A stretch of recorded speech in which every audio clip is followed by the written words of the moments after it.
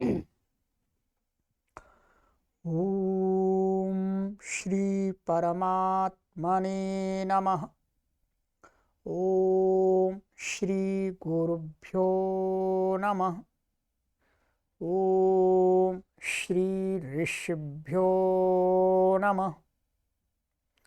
ओम सहना भवतु सहनौ भुनक्तु सह वीर्यं करवावहै तेजस्विनावधीतमस्तु मा विद्विषावहै।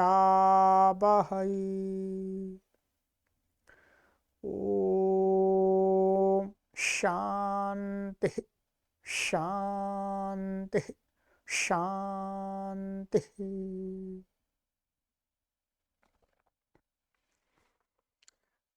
सर्वेभ्यो नमः। देववाणी संस्कृतं यूट्यूब चलदृश्यं प्रति भवतां भवतीनांच हार्दं स्वागतम्।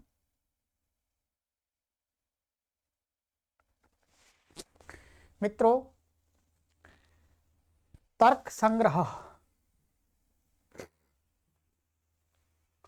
को पढ़ रहे हैं और आज हम तर्क संग्रह की कक्षा संख्या 5 को पढ़ेंगे। ठीक है, 4 कक्षाएं मैंने आपको अभी तक पढ़ा दी हैं। आज हम पंचमी कक्षा को पढ़ेंगे। प्लेलिस्ट में कॉलम बना दिया गया है तर्क भाषा, उस पर आप क्लिक कर लीजिएगा और सभी कक्षाओं को क्रम से देख लीजिएगा अपनी सुविधा के अनुसार। और ऐप के अंदर पढ़ना चाहते हैं तो ऐप का भी हमने यहाँ वीडियो के डिस्क्रिप्शन में लिंक दे दिया है, उस पर क्लिक करके आप प्ले स्टोर में जाके ऐप को डाउनलोड करके भी ऐप की पॉलिसी के अनुसार पढ़ सकते हैं। ये निःशुल्क हमारा अभियान है, कोई भी पढ़ सकता है। ठीक है, अधिक से अधिक लोग पढ़ें, इसीलिए हम ये परिश्रम कर रहे हैं। चलिएगा, तो गत कक्षा में मैंने आपको एक तो ये बताया था यहाँ पर कि इस पर हमने चर्चा की कि तंतु रूप पट रूप का तो कारण हो सकता है, परंतु पट का कारण नहीं हो सकता, ये स्पष्ट कर लिया था। ठीक है, और फिर एक दूसरे आचार्यों का मत दिखा दिया था कि दूसरे लोग अन्वय व्यतिरेक से कार्य के द्वारा कार्य से के साथ में अन्वय व्यतिरेक करके कारण का निर्धारण करते हैं, तो कहते हैं उसमें दोष आ जाएगा। तो कुछ कारण ऐसे भी हैं जिनका कार्य के साथ में व्यतिरेक नहीं होता है, अन्वय ही हो पाता है। ठीक है, ये बता दिया था। फिर कारण के भेद बताए थे कि कारण 3 प्रकार का होता है, एक समवायी, असमवायी और निमित्त भेदात। ये चल रहा था हमारा। ठीक है, उसमें फिर हमने समवायी कारण आपको यहाँ पर पढ़ाया था कि समवायी कारण क्या होता है। अयुत सिद्ध जो 2 पदार्थ होते हैं उनका परस्पर जो संबंध होता है वो समवायी समवाय संबंध होता है। ठीक है, क्या समवाय संबंध। और वो समवाय संबंध तो उसमें जो समवेत होता है, जिसमें जो समवेत होता है, तो जो होता है उसका जिसमें होता है वो कारण होता है समवायी कारण। तो वही बता दिया था। ठीक है, ये दिखाया था तत्र यत् समवेतम कार्यम उत्पद्यते तत् समवायी कारणम, माने कार्य उसमें ही कार्य है, अपृथकत्व रूप से उत्पन्न होता है, जिसमें होता है वही उसका कार्य का समवायी कारण होता है। ये विस्तार से बात कर ली थी हमने, पटकी कर ली थी। फिर बताया था कि भाई संबंध तो उसको तुरी आदि के साथ में भी है, बेम आदि के साथ में भी है, तो वो भी तो समवायी कारण हो गए। तो उसका निदान कर दिया था कि भाई संबंध 2 प्रकार का होता है, एक होता है समवाय और एक संयोग संबंध। तो जो अयुत सिद्ध संबंध होता है उसको ही समवाय कहते हैं, और अन्य दूसरों का जो संयोग है वो संयोग संबंध है। तो जो तुरी तुरी और बेम आदि का जो पट के साथ संबंध है वो क्या है, संयोग संबंध। और जो तंतु के साथ में जो संबंध है वो क्या है, समवाय संबंध। इसलिए तंतु क्या है, पट के समवायी कारण है। ये स्पष्ट हो गया था। ठीक है, ये श्लोक पूरा बता दिया था, ये समझा दिया था कि जो अयुत सिद्ध किनको बोलते हैं। अयुत सिद्ध भी बता दिए थे कि दो पदार्थ जिसमें एक पदार्थ को, कोई एक पदार्थ तब तक उसको दूसरे पदार्थ को नहीं छोड़ता है जब तक वो नष्ट नहीं हो जाता, तब तक उसको नहीं छोड़ता। ठीक है, चलिएगा, ये हो गया था। तो ये हो गया था। अब आगे हमारा ये आ गया था।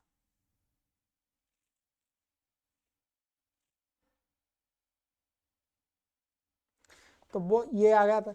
इसलिए क्या है, तदेव तंतु समवेतः पटः यत् समवेतम कार्यम उत्पद्यते तत्समवायी कारणम अतः तंतुरेव समवायी कारणम पटस्य न तो तुर्यादि। यहां तक हमारा हो गया था। ठीक है, अब अभी वही समवायी कारण की बात को और बढ़ा रहे हैं आगे। ठीक है, कहते पटश्च स्वगत रूपादेह समवायी कारण। ये स्व लिख लिया, स्व गलत है, स्व है। स्वगत रूपादेह समवायी कारण।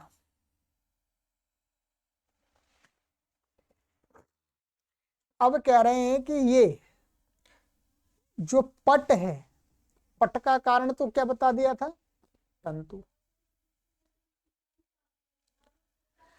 और अब कहते हैं वो पट का जो रूप है, पट का जो रूप है वो क्या है, पट के रूप में तो क्या है, पटश्च और स्वगत रूपादेह, पट और स्व माने उसमें ही प्राप्त हुआ जो रूप आदि है।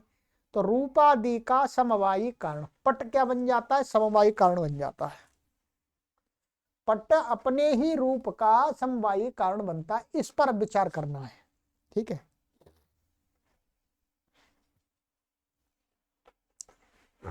आइएगा।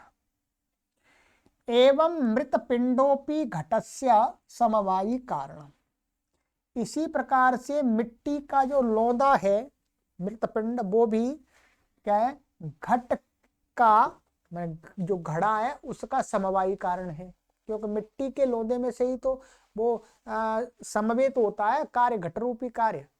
तो इसलिए, और घटश्च स्वगत रूपादेह समवायी कारणम।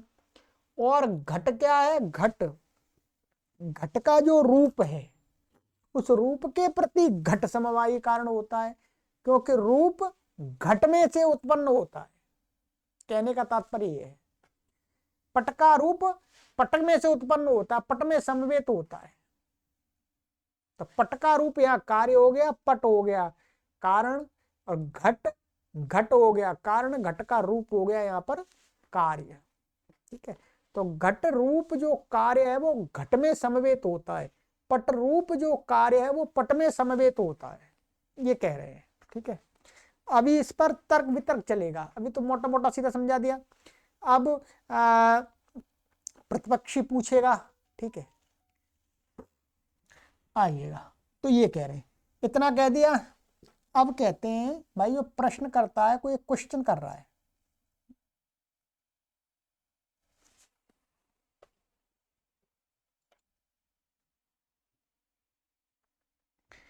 तो अब यहां पर क्या है, पूर्व पक्षी।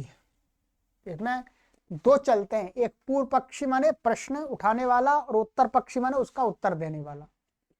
तो ये उत्तर पक्षी ने अपनी बात कह दी, सीधी सीधी सिद्धांत बता दिया।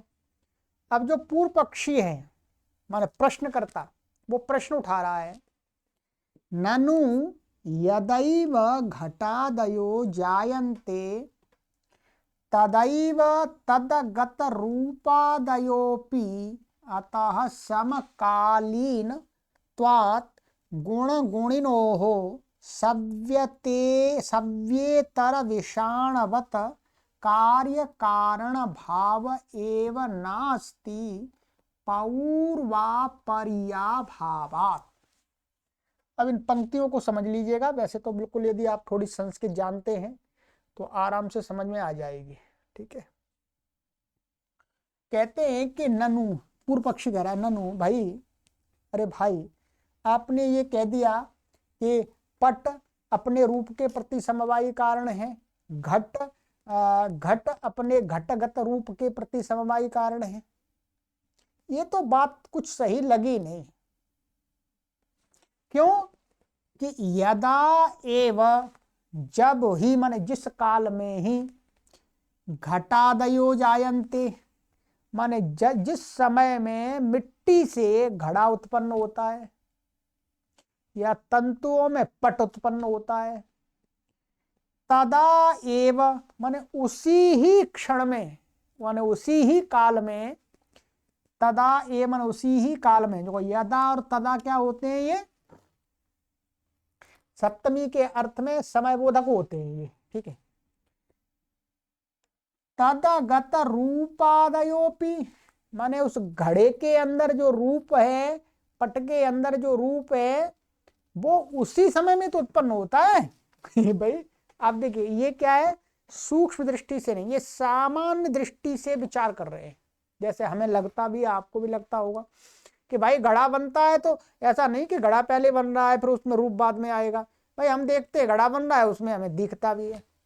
रूप का मतलब हो गया यहाँ पर कि जो हमें आंखों से ज्ञात हो रहा है, वस्तुतः वो रूप है। ठीक है, रूप उसकी आकृति अर्थात चाक्षुष प्रत्यय, चाक्षुष प्रत्यक्ष, आंखों के द्वारा प्रत्यक्ष। तो भाई घड़ा, जैसे मिट्टी में घड़ा उत्पन्न होता है तो रूप उसके साथ ही तो उत्पन्न होता है।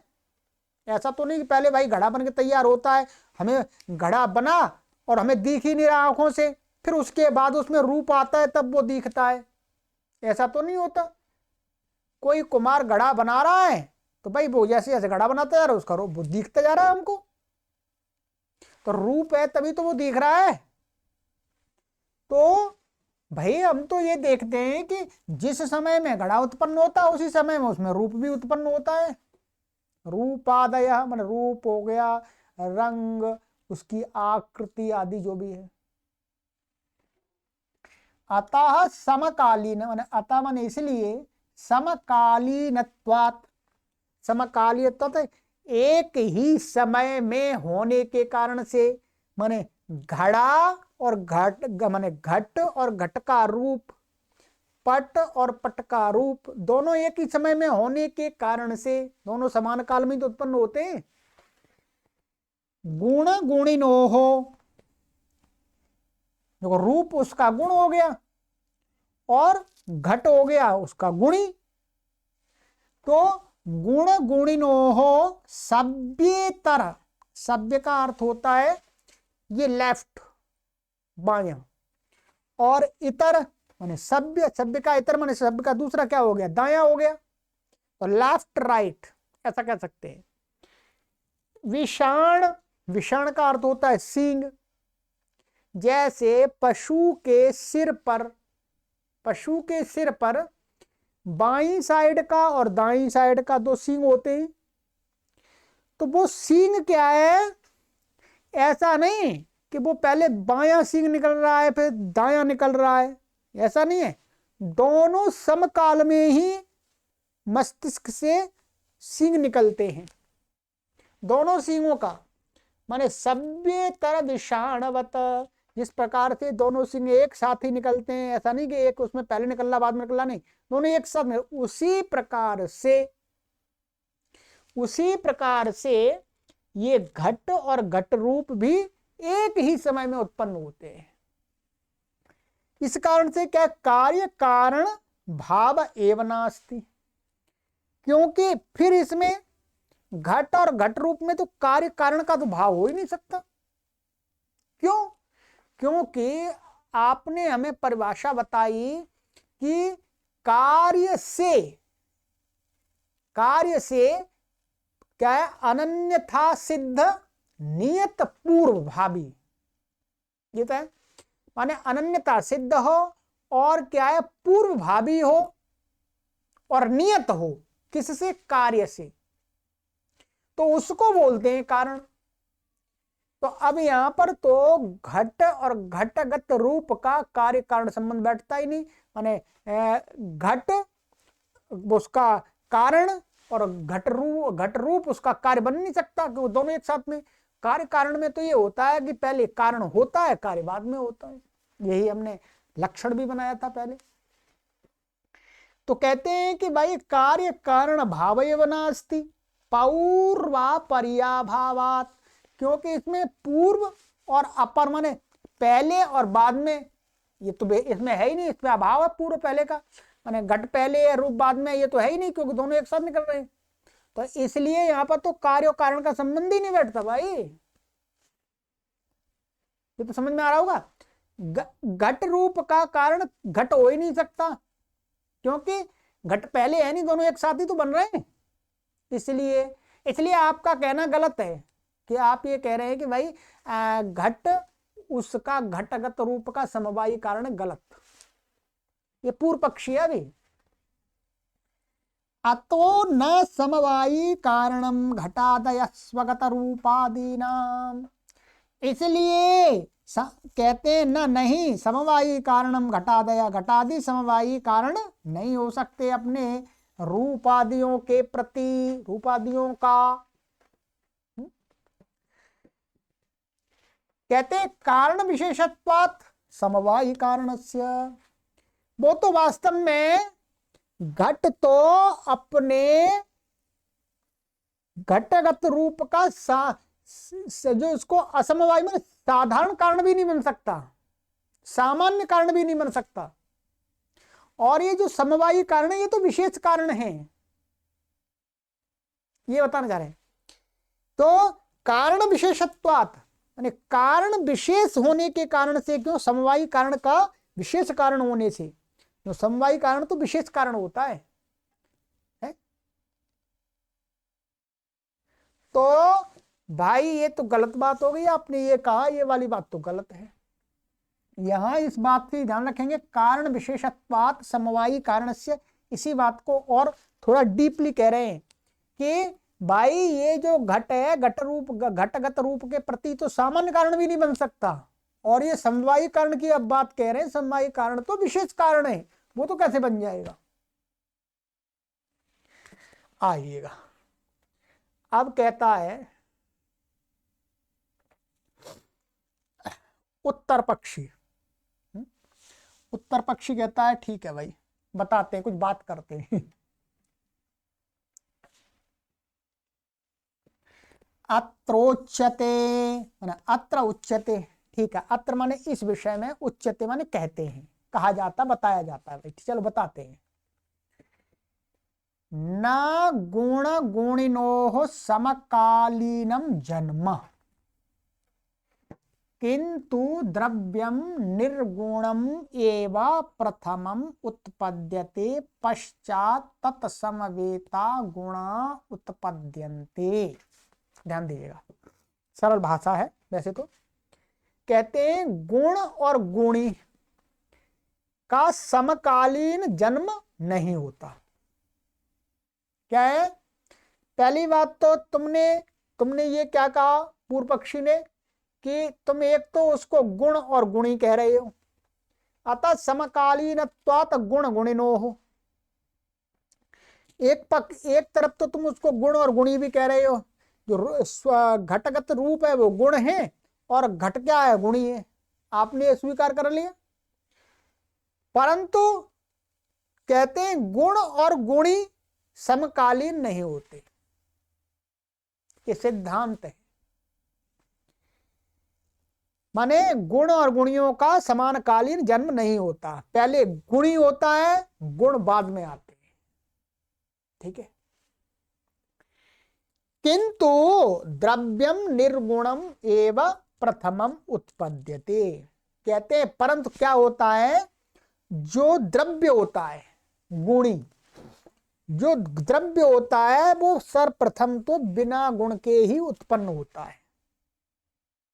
कहने का तात्पर्य क्या कह रहे हैं कि जो घट है वो बिना रूप के ही प्रथम उत्पन्न होता है।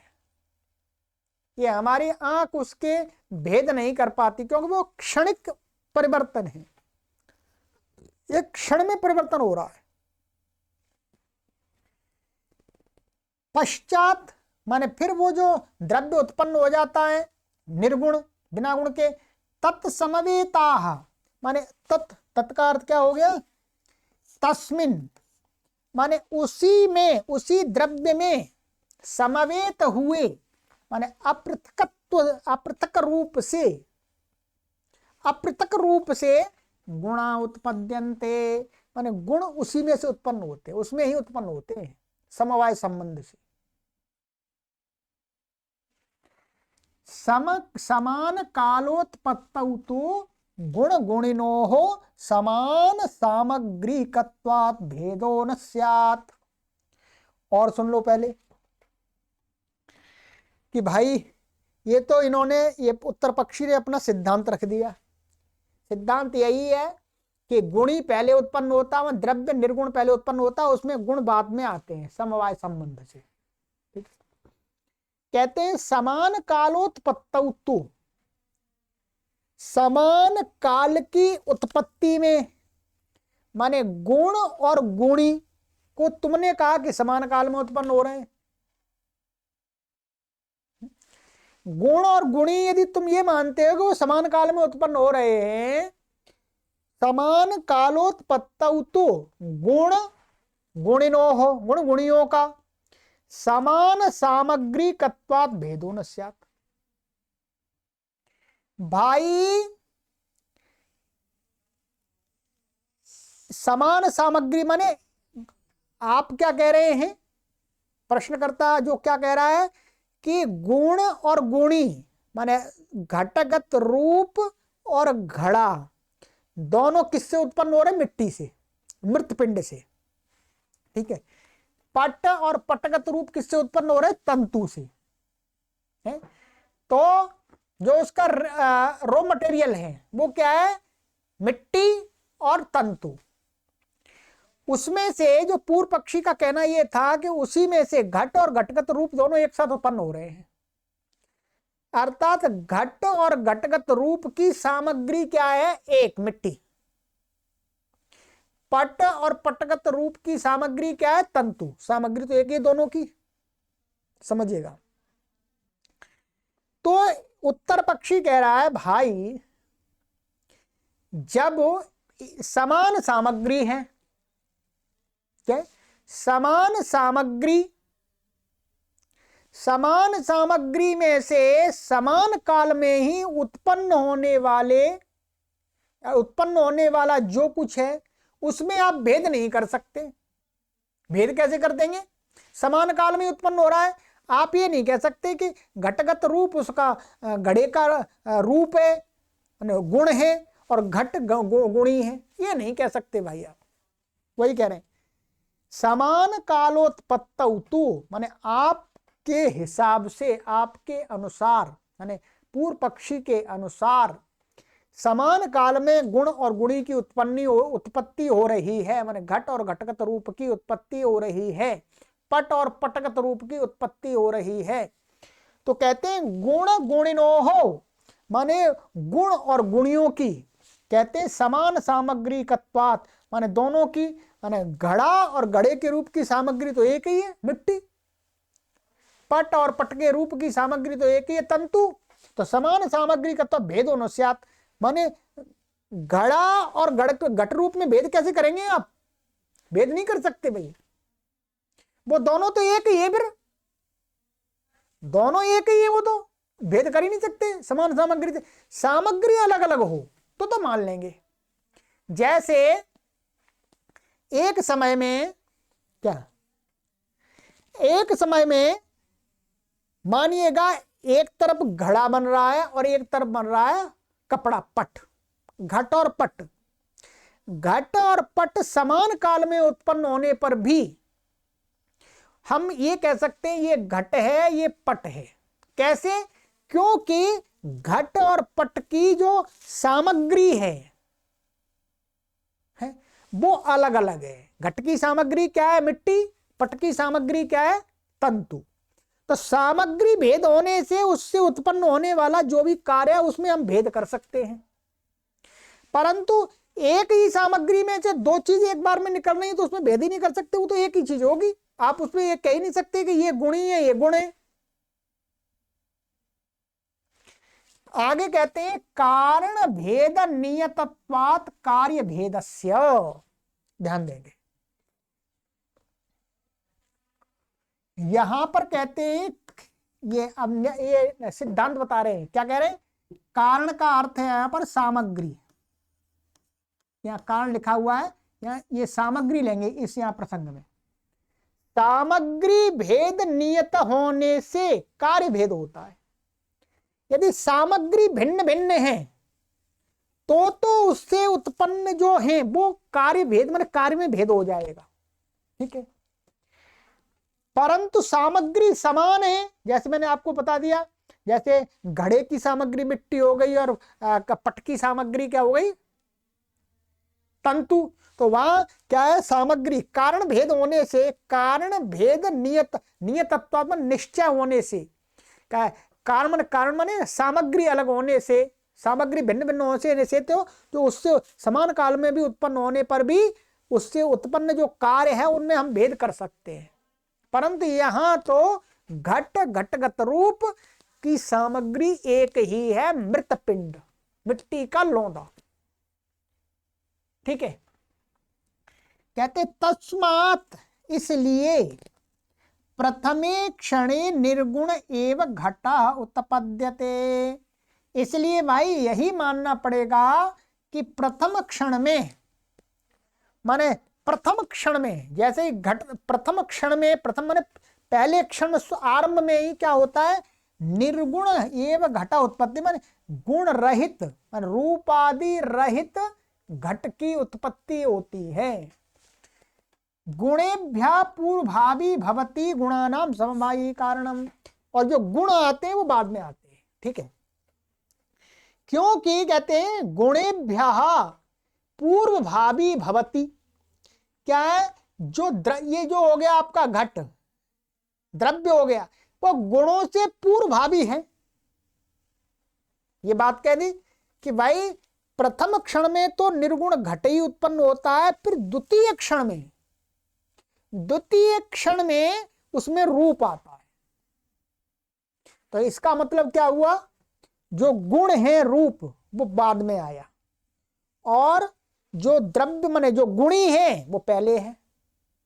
इसका मतलब हमने जो वहां सिद्धांत बनाया था इसका कारण का, समवाय कारण का, कि नियत पूर्व भावी, तो यहां पर गुण, जो गुण है, गुण से जो गुणी घट है, पटगत रूप जो गुण है, उससे पूर्व में ही जो घट गुणी है वो उत्पन्न होता है, दूसरे क्षण में गुण आता है, उसमें रूप आता है। तो हो गया, ये अब कारण बन जाएगा, भवति गुणानाम समवायी कारणम, इसलिए वो पूर्वभावी होने के कारण से, मतलब पूर्व है, द्रव्य पहले है, गुण बाद में है, इसलिए वो समवायी कारण बन जाता है घट रूप के प्रति, ठीक है। ये बहुत अच्छी बात है ठीक है, समझ में आनी चाहिए।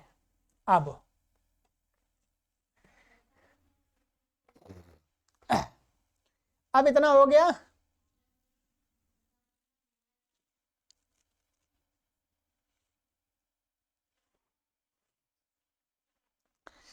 अब क्या है, ये इनका सिद्धांत ये निकल के आया कि हमारे जो आंखें हैं वो उसमें भेद नहीं कर पाती।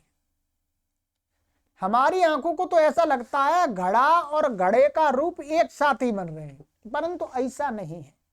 यौगिक दृष्टि से जब योगी लोग एकाग्र चित्त होकर के उस घट निर्माण काल में घट और घटगत रूप को देखते हैं तो वहां पर वो क्षणिक भेद कर पाते हैं, क्षणिक भेद कर पाते हैं।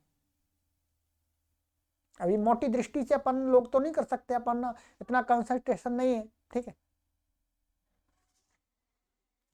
तो ये कर दिया। हाँ भाई, इससे मतलब क्या सिद्ध हुआ, अभी बात चलेगी आगे, परंतु अभी तक तो उत्तर पक्षी ने कह दिया कि घट घटगत रूप का समवायी कारण बन रहा है, कोई परेशानी नहीं है, ठीक है। अब आइएगा,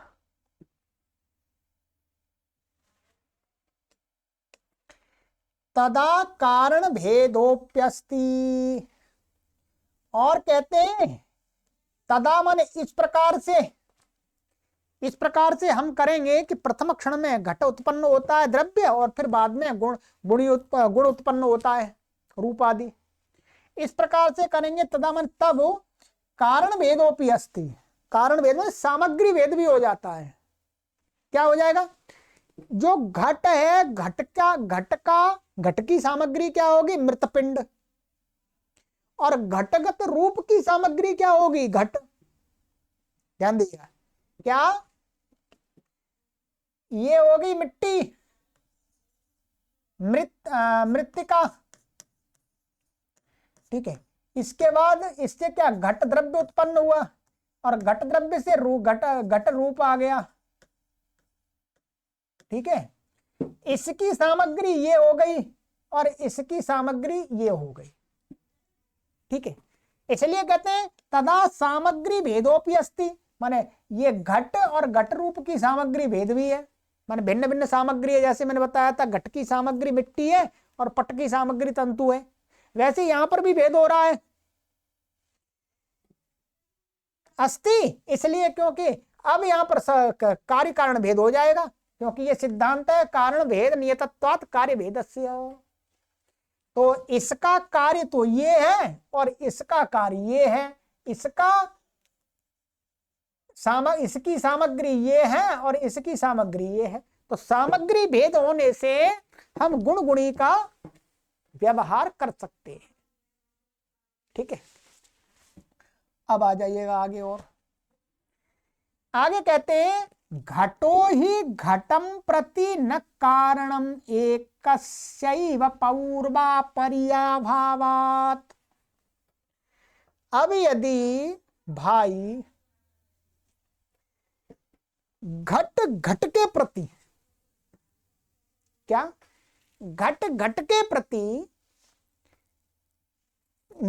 घटो ही घटम प्रति माने घट अपने ही प्रति कारणम एकैकस्य पौर्वापर्याभावात्, माने जो घड़ा है वो घड़े के प्रति ही, मानिएगा समान सामग्री हो गई। क्या? समान सामग्री हो गई मिट्टी। अब उससे घट और घटगत रूप, तो हमने माना वो भी घट है, घट रूप भी घट है और घट भी घट है।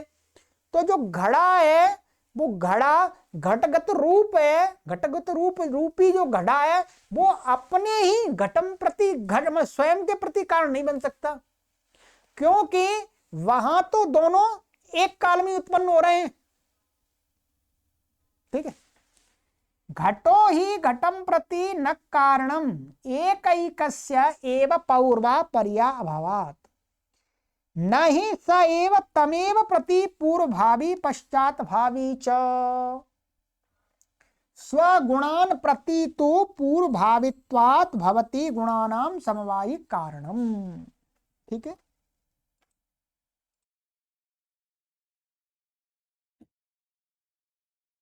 तो ये हो गया। ठीक है। तो इसलिए क्या है, ये दोबारा इसको पढ़ देता हूं। घटो ही घटम प्रति माने घड़ा स्वयं अपने प्रति ही कारण नहीं होता। अपने प्रति कारण कैसे हो जाएगा? क्योंकि कारण और कार्य माने घड़ा स्वयं ही कार्य बन जाए और कारण बन जाए, ये संभव नहीं है। क्योंकि कारण इसलिए भी नहीं बन सकता क्योंकि वहां पर यह कहा है कि कारण पहले होता है, कार्य पहले बाद में होता है। और आपका कहना यह था कि घट और घटगत रूप दोनों कोई घड़ा कह रहे हैं यदि, तो घटगत रूप और जो घट है उसमें कोई पौर्वापर्य भाव ही नहीं है।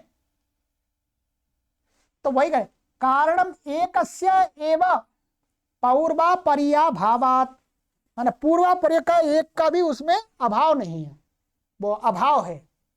माने घड़ा और घड़े का जो रूप, माने आप दोनों को ही घड़ा कह रहे हो। ठीक है।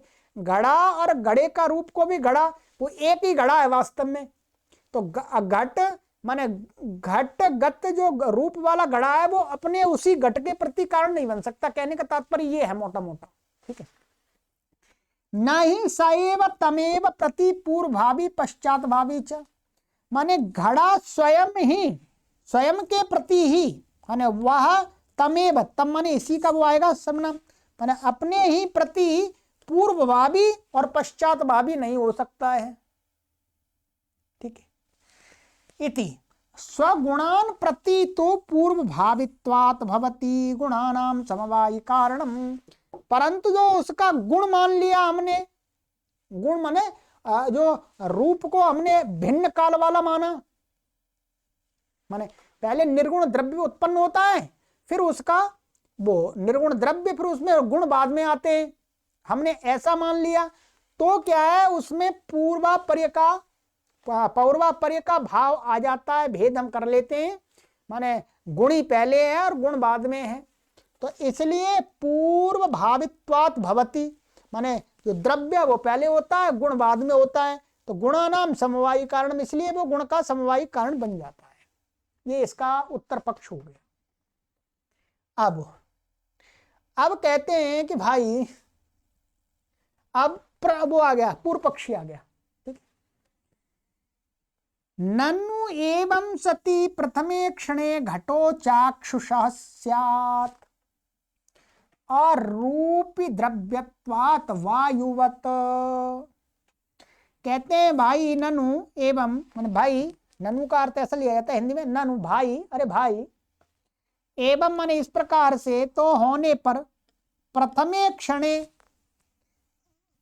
क्षण में घटः अचाक्षुषः स्यात्, माने ये कहा था प्रथम क्षण में तो घट बनता है और दूसरे क्षण में उसमें रूप आता है। ठीक है। जब भी कोई कुम्हार घड़ा बनाने चलता है तो जो घड़ा बनाने की जो प्रक्रिया होती है, क्रिया होती है, उसमें प्रथम क्षण में घट उत्पन्न होता है, दूसरे क्षण में उसमें रूप आता है, ये कहने का। तो कह रहे हैं कि भाई यदि ऐसा है तो क्या है, प्रथम क्षण में जो घड़ा बनेगा तो उस प्रथम क्षण वाले घड़े को प्रथम क्षण में ही आंखों के द्वारा प्रत्यक्ष नहीं किया जा सकता, माने अचाक्षुषः, अचाक्षुषः का अर्थ है आंखों के द्वारा उसका प्रत्यक्ष नहीं किया जाता, क्योंकि रूप का प्रत्यक्ष किससे होता है, कर्णेंद्रिय से तो नहीं होता है ना, ये घ्राणेंद्रिय से भी नहीं होता, रसना इंद्रिय से भी नहीं होता, त्वक इंद्रिय से भी नहीं होता, किससे होता है, चक्षु इंद्रिय से। तो ये चाक्षुष प्रत्यय होता है रूप का। ठीक है। तो कहते हैं प्रथम क्षण वाले घट का तो भाई कभी प्रत्यक्ष हो ही नहीं सकता। जब प्रथम क्षण में जो घट उत्पन्न है उसमें रूप नहीं है, और रूप किसी द्रव्य का, ध्यान रखें, किसी द्रव्य का प्रत्यक्ष करते हैं तो उसके अंदर रूप होना अनिवार्य है, तभी उसका प्रत्यक्ष हो सकता है। इसका मतलब ये हुआ भाई कि प्रथम क्षण में उत्पन्न जो आपका घट द्रव्य है उसका तो प्रत्यक्ष हो ही नहीं सकता, अर्थात उसकी सत्ता को स्वीकार कैसे करें, क्योंकि प्रत्यक्ष होने पर ही तुम कह सकते हैं घट है, घट है, फिर उसमें रूप आया, गुण आया उसमें। जब प्रथम क्षण में उत्पन्न जो घट है, द्रव्य है, उसमें रूप नहीं है, निर्गुण है, तो उसका प्रत्यक्ष ही नहीं हो सकता, तो उसकी सत्ता को स्वीकार कैसे किया जाए। तो कहते हैं अरूप द्रव्यत्वात्, क्योंकि वायुवत, क्योंकि उसमें रूप से रहित द्रव्य का होने के कारण से, माने रूप से रहित द्रव्य का प्रत्यक्ष नहीं होता, जैसे वायुवत माने जो हवा है, हवा का प्रत्यक्ष तो केंद्रीय से होता है, तो आंख से तो हो ही नहीं सकता क्योंकि वायु के अंदर रूप नहीं है। तो वैसे ही घट का भी आप प्रत्यक्ष नहीं कर सकते, चाक्षुष प्रत्यक्ष। ठीक है। चाक्षुष नहीं कर सकते आप, छू करके तो कर सकते हैं, त्वक से कर सकते हैं, पर त्वक से तो उसका आकार का प्रत्यक्ष नहीं होगा। ठीक है। चलिए, ये हुआ। तदेव ही द्रव्यम चाक्षुषम यन महत्वे सदि उद्भूत रूपवत, और तदेव ही द्रव्यम चाक्षुषम माने उसी ही द्रव्य का चाक्षुष प्रत्यक्ष होता है, माने आंख से प्रत्यक्ष प्रमाण से हम उसको जानते हैं यत जिसमें महत्व, जिसमें महत परिमाण हो,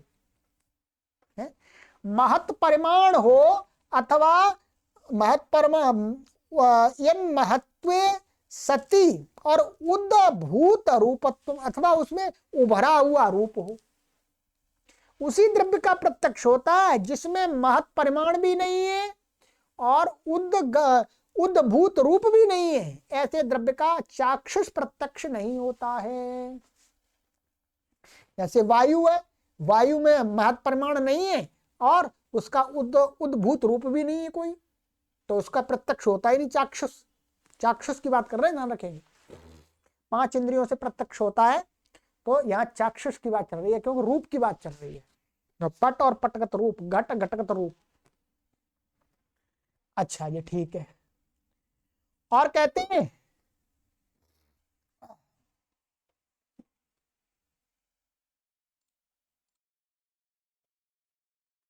तो जो पूर्व पक्षी है उसका ने एक दोष तो ये निकाल दिया। क्या है ये? एक दोष तो भाई उत्तर पक्षी में ही निकाल दिया कि भाई उसका आपका जो प्रथम क्षण वाला घड़ा है उसका तो प्रत्यक्ष हो ही नहीं सकता भाई, चाक्षुष। दूसरा दोष और बता रहा है वो पूर्व पक्षी कि अद्रव्यम च स्यात्, ठीक है, गुणाश्रयत्वाभावात्, और जो आपका घट है, प्रथम क्षण वाला जो घट है वो द्रव्य ही नहीं हो पाएगा, उसको आप द्रव्य कह ही नहीं सकते। क्यों? क्योंकि गुणाश्रयत्व अभावात्, क्योंकि जो प्रथम क्षण में उत्पन्न जो घट है वो गुणों का आश्रय है ही नहीं, उसमें गुण तो है ही नहीं। क्योंकि द्रव्य की परिभाषा क्या की गई है? गुणाश्रयो द्रव्यम इति ही द्रव्य लक्षणम। क्योंकि शास्त्र में द्रव्य उसी को कहते हैं जो गुणों का आश्रय, अर्थात जिसमें गुण रहते हैं उसी को द्रव्य कहते हैं। और ये दूसरा दोष, माने आप उस घट को, प्रथम क्षण वाला जो आपका घट है उसको द्रव्य नहीं कर सकते। जब द्रव्य ही नहीं कह सकते तो उसमें गुण कभी आ ही नहीं सकते। फिर ये दूसरा दोष आ गया भाई। ठीक है, बहुत अच्छा तर्क दे रहे हैं, बुद्धि खोलने वाली बात है? आपको ये पक्का कह सकता हूं, आप इंग्लिश पढ़ते होंगे, बहुत सारी भाषाएं पढ़ते होंगे, उसमें इस प्रकार की बुद्धि बढ़ाने वाली बहुत सूक्ष्मता से, इससे क्या होता है, हमारा बुद्धि का स्तर उच्चतम स्थिति को प्राप्त होता है, हमारी बुद्धि कुशाग्र होती है, तीव्र होती है, शार्प बनती है, समझिएगा। ठीक है, अच्छा ये पूर्व पक्षी ने तो दोष कर दिए। ठीक है, अब कहते हैं भाई उत्तर पक्षी कहता है सत्यम। सत्यम माने भाई आपकी आधी बात तो ठीक है, नहीं आपने जो कहा है कि भाई रूपवान न होने के कारण से उसका चाक्षुष प्रत्यय नहीं होगा प्रथम क्षण वाले घड़े का, और उसको द्रव्य नहीं कह सकते, ये तो बात आपकी बिल्कुल ठीक है भाई। सत्यम उसी के लिए प्रयोग होता है ना, कुछ आपकी सामने वाले की बात ठीक है जी, कुछ तो ठीक है आपकी, और पूरी ठीक नहीं है। कहते हैं प्रथमे क्षणे घटो यदि चक्षुषा न गृह्यते का नो हानि। ठीक है, ये क्या है? नो का अर्थ है नह। नह ये क्या है? अस्माकम। अस्माकम का षष्ठी का दूसरा रूप बनता है नह, मे नौ नह, ये वो है। ठीक है, प्रथमे क्षणे माने प्रथम क्षण में जो घड़ा बन रहा है, प्रथम क्षण में घटो यदि चक्षुषा न गृह्यते, भाई जब घड़ा निर्माण हो रहा है घड़े का, तो प्रथम क्षण में यदि हमें घड़े का आंख से प्रत्यक्ष नहीं होता, न गृह्यते, तो का नो हानि, भाई हमारी उसमें हानि क्या है? हमारी माने हम सभी मनुष्यों की उसमें हानि क्या है? क्या परेशानी है? नहीं हो रहा कोई बात नहीं है। नहीं सगुणोत्पत्ति पक्षेपि निमेषावसरे घटो गृह्यते। कहते हैं नहीं सगुणोत्पत्ति पक्षेपि निमेषावसरे घटो गृह्यते, क्योंकि सगुणोत्पत्ति पक्षे माने जो आपके पक्ष में गुण सहित जो घड़ा उत्पन्न हो रहा है, ठीक है, घट और घटगत रूप दोनों एक साथ उत्पन्न हो रहे हैं, तो उस पक्ष में भी कहते हैं प्रथम क्षण में ही क्या, उस पक्ष में भी सगुणोत्पत्ति पक्षे, सगुणोत्पत्ति पक्षे का अर्थ है गुण और गुणी समान काल में उत्पन्न होते हैं। उस बार वो वाला पक्ष जो पूर्व पक्षी ने दिया था, निमेषावसरे माने उसी क्षण में, उसी निमेष माने वो क्षण हो गया, माने प्रथम क्षण के अवसर पर ही घटो गृह्यते, घट नहीं दिखता उस समय भी। यदि आप ये मानेंगे कि घट और घटगत रूप एक साथ उत्पन्न हो रहे हैं, तो भी तो प्रथम क्षण में नहीं दिखेगा आपको, उस चाक्षुष नहीं कर सकते, क्योंकि क्षण का अंतर ही इतना कम है कि हमारी आंख उसमें भेद नहीं कर पाती, तो भी गृहीत नहीं होता। तेन व्यवस्थितम एतन्निर्गुण एव प्रथमं घटम उत्पद्यते द्वितीयादिक्षणेषु चक्षुषा गृह्यते। तेन माने इसलिए, माने उस कारण से, माने उस हेतु से, इस हेतु से व्यवस्थितम माने व्यवस्थितम माने निश्चित किया गया, क्या, एतन्निर्गुण एव प्रथमं घटः उत्पद्यते, माने पहले प्रथम क्षण में तो जो घड़ा है वो निर्गुण ही उत्पन्न होता है, क्योंकि हमारे सिद्धांत में आपने कोई दोष नहीं दिखा पाए, क्योंकि आप जो दोष हमारे में दिखा रहे थे वो तो आपके में भी आ रहा है। यदि आप कहोगे कि प्रथम क्षण में घड़े को द्रव्य नहीं कहा जा सकता, तो भाई प्रथम क्षण में तो जब रूप उत्पन्न होता है, साथ में उस पक्ष में भी नहीं चाक्षुष प्रत्यक्ष होता है। तो इसलिए निर्गुण एव घटा प्रथमम उत्पद्यते द्वितीयादि क्षणेषु चक्षुषा गृह्यते, फिर उसके दूसरे तीसरे क्षण में क्या है, हम चाक्षुष उसका प्रत्यक्ष करते, तब तक उसमें रूप आ जाता है, गुण आ जाता है, रूप। ठीक,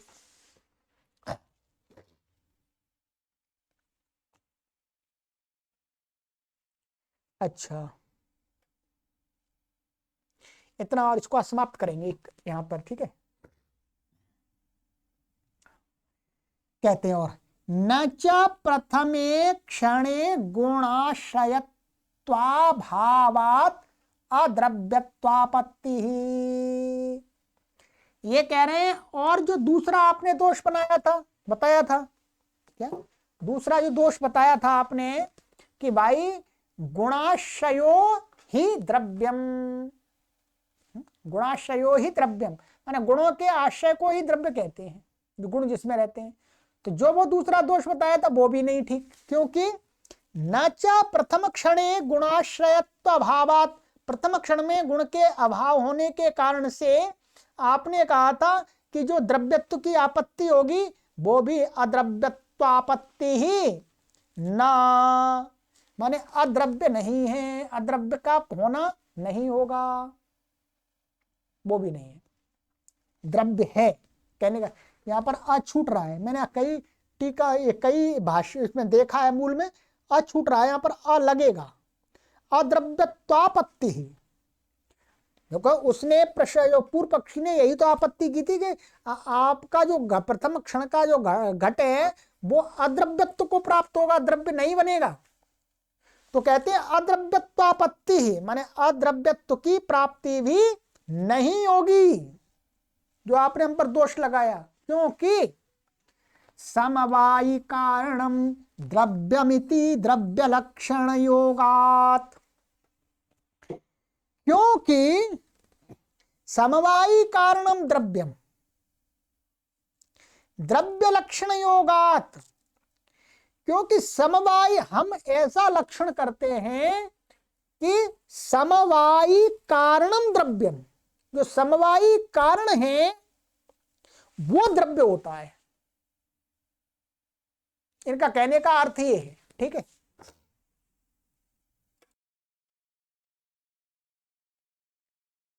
ठीक है, इसको समझ लीजिएगा। तो ये उत्तर पक्षी कह रहा है कि हमारे मत में ये वाला सिद्धांत नहीं है, द्रव्य का लक्षण, द्रव्य की परिभाषा ये नहीं है कि गुणाश्रयो ही द्रव्यम। हमारा जो सिद्धांत है, मतलब हमारा सही सिद्धांत क्या है कि समवायी कारणम द्रव्यम इति द्रव्य लक्षण योगात्, कि समवायी कारण को द्रव्य माना गया है। क्या समवायी कारण? द्रव्य लक्षण योगात, द्रव्य लक्षण योगात का अर्थ द्रव्य के लक्षण के साथ में संबंध होना समवायी कारणत्व है। ठीक है, तो द्रव्य लक्षण योगात यहां पर ऐसे भी कह सकते हैं, द्रव्य लक्षण, द्रव्य का जो लक्षण है उसका जो सूत्र के ऐसा होने से क्या है, द्रव्य किसको बोलते हैं? समवायी कारणम द्रव्यम, न कि गुणाश्रयो ही द्रव्यम। ये गलत है। और कहते हैं दूसरा, योग्यतया गुणाश्रयत्वाच्च,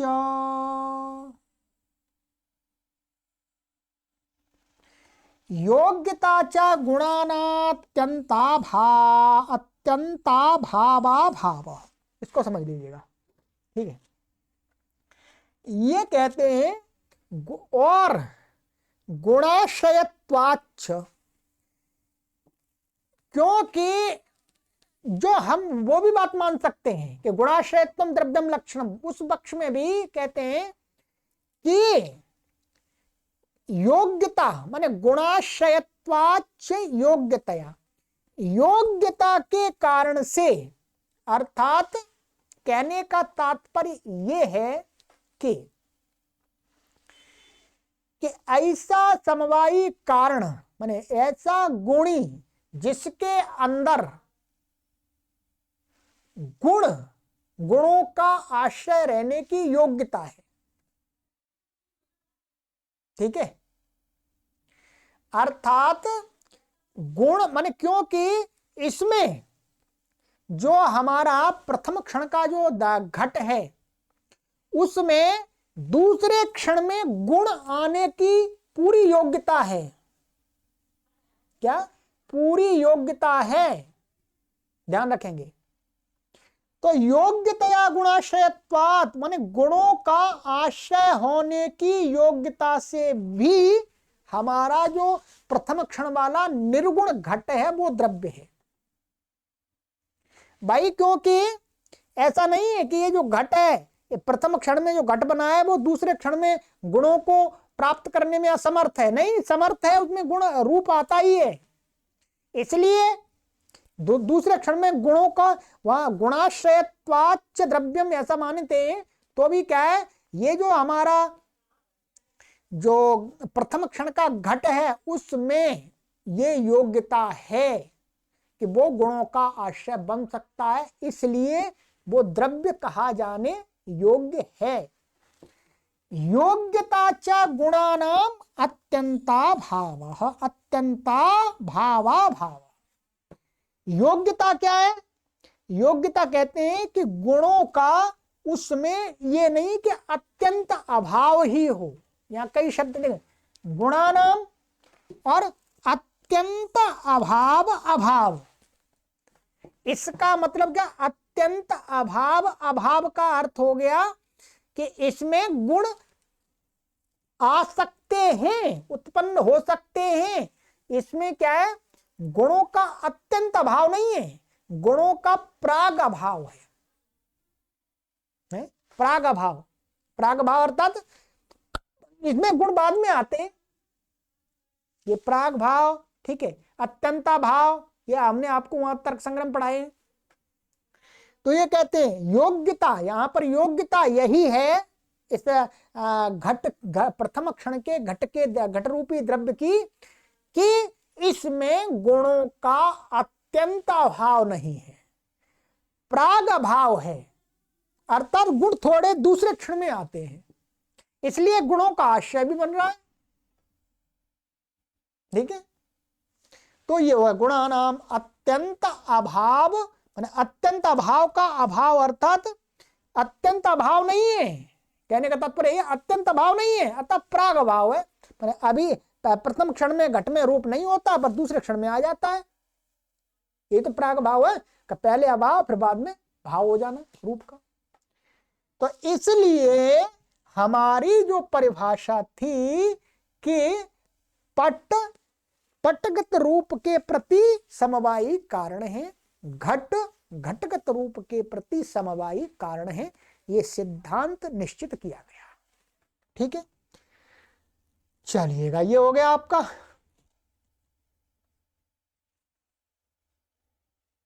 अब आगे पढ़ेंगे। ठीक है, अभी और चलेगा, चलता रहेगा, तो जो तीनों हमारे कारण थे उन पर चर्चा करते रहेंगे। ठीक है, तो ये अच्छा आपको समझ में आया होगा। समय तो लगता है, ठीक है, में हमको भी बहुत शक्ति लगानी पड़ती है। भाषा अर्थात विषय बहुत अच्छा लगता है हमको। ठीक है, आपको भी बहुत रुचिकर लगता होगा। इससे आप समझ पाएंगे कि हाँ, संस्कृत भाषा के अंदर चिंतन किस प्रकार का किया गया है प्राचीन काल में, जिसकी अभी वर्तमान में भी परम आवश्यकता है। नए नए विषयों पर चिंतन करना, इसी को चिंतन नहीं, ये तो एक दिशा निर्देश दे रहा है। इसी प्रकार से हम वर्तमान में जो भी हमारे सामने पदार्थ हैं उनके विषय पर हम चिंतन करके उनमें से नए नए आविष्कार निकाल सकते हैं, समाज के लिए उपयोगी बना सकते हैं। केवल ये पढ़ करके यहीं तक सीमित रहने के लिए नहीं है, ये तो एक हमारे बुद्धि को राह प्रदान करने के लिए है कि हमारी बुद्धि संसार के पदार्थों पर अनेक प्रकार से सूक्ष्मता से तर्क वितर्क करके उनसे उनका सदुपयोग कर सके, संसार का सदुपयोग कर सके, इस जड़ प्रकृति का सदुपयोग कर सके। ठीक है, ये नहीं कि बस शास्त्रों को सुरक्षित रखना है, बस इतना पढ़ लिया, नहीं, इससे आगे जाना है। आगे इसी प्रकार से हमें जो वर्तमान में हमारे पास जो कुछ भी है उस पर हमें चिंतन करके और आगे जाने की आवश्यकता है। ठीक है, रूढ़िवादी नहीं बनना कि इनको बस शास्त्रों को पढ़ लिया और उनकी आरती उतार दी अथवा पुस्तक कहीं अलमारी में रख दी जी, है बस पुस्तकेभ्यः नमो नमः, ऐसे नहीं करना। पढ़ करके अपनी बुद्धि को शार्प बनाना है और नए नए विषयों पर चिंतन करना है। हाँ, नए नए आविष्कार इसी प्रकार से होते हैं। ठीक है, चलिए, सर्वेभ्यो नमः।